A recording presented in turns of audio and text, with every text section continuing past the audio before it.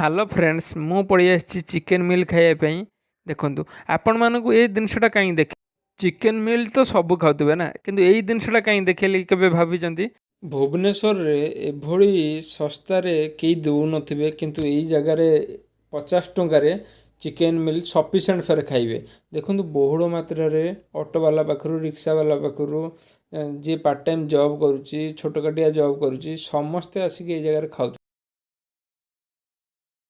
ଏତେ ମାତ୍ରାରେ ଗାଡ଼ି ରହୁଛି, ଦେଖନ୍ତୁ ରାସ୍ତା ଜାମ୍ ହେଇଯାଉଛି, ବାଇକ୍, କାର୍, ଅଟୋ ସବୁ।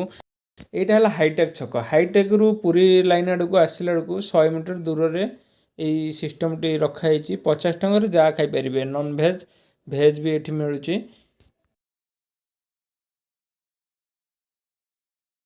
ନନ୍ଭେଜ୍ରେ ଚିକେନ୍ ହେବ, ମାଛ ହେବ, ଚିଙ୍ଗୁଡ଼ି ହେବ, ଅଣ୍ଡା ହେବ, ଆଉ ଭେଜ୍ରେ ଛତୁ ଆସିବ, ପନିର୍ ଆସିବ, ସାଧା ତରକାରୀ ସହିତ ସାଲାଡ଼ ଫାଲାଡ଼ ଆସିବ। ସାଲାଡ଼ ତ ସବୁତାର ଦିଆଯାଏ। ଏହାର ଟାଇମ୍ 10ଟାରୁ 2ଟା ବା 3ଟା ଭିତରେ ଥାଏ। ତା ଭିତରେ ମାଲ୍ ସରିଯାଇଥାଏ। ଏତେ ମାତ୍ରାରେ ଭିଡ଼ ରହୁଛି ନା, ସବୁବେଳେ ରାସ୍ତା ଜାମ୍ ହେଉଛି। କିଏ କେତେବେଳେ ଆସୁଛନ୍ତି, କିନ୍ତୁ ସେ 10ଟାରୁ 2ଟା ଭିତରେ ସବୁ ଖାଇବା ସରିଯାଇଥାଏ। ଭାଇ କହୁଛନ୍ତି ଶୀଘ୍ର ଫୋନ୍ପେ କର, ତାପରେ ଖାଇବାକୁ ଦେବି। ସିଏ ସାଙ୍ଗେ ସାଙ୍ଗେ ଫୋନ୍ପେ କଲେ, ଏବେ ରେଡ଼ି ହେଇଗଲା। ଆପଣମାନେ ଏବେ ଦେଖନ୍ତୁ ଭାଇ, ଖାଲି ପଠେଇଦେଲେ ହେବନି, ଦେଖନ୍ତୁ ଏବେ ସିଏ ରେଡ଼ି କଲେ ଖାଇବା।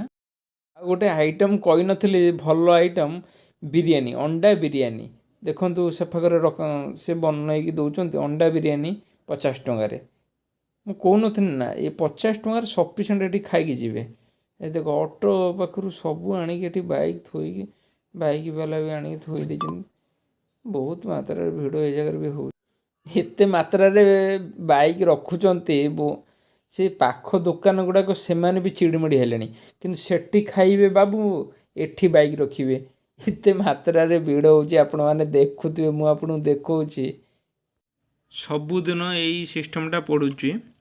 ରହୁଛି, ଧନ୍ୟବାଦ। ଅନ୍ୟ ବ୍ଲଗ୍ରେ ଦେଖା ହେବା।